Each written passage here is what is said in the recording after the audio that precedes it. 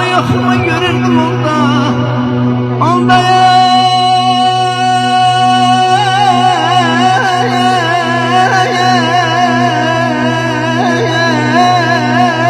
sevdiğim yadıma düştü, onda sevdiğim yadıma düştü.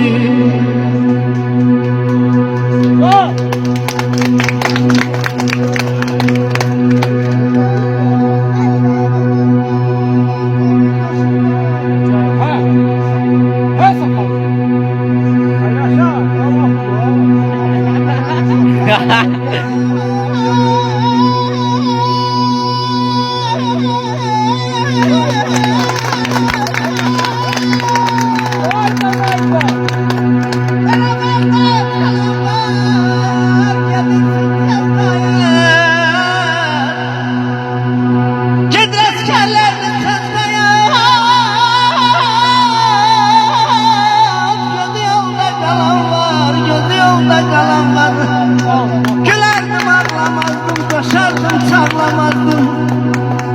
Bilseydim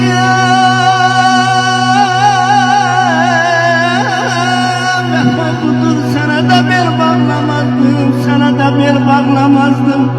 Ben aşım binaya değer, kaşlarım binaya değer. Ben aşım binaya değer, kaşlarım binaya değer. Gün var bir güne değmez, bu güzel gün mü yok?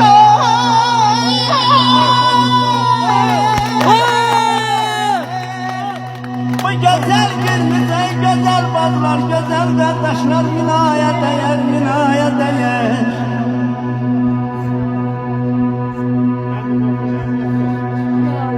Diye de bin diyordum o kıyadam zaten.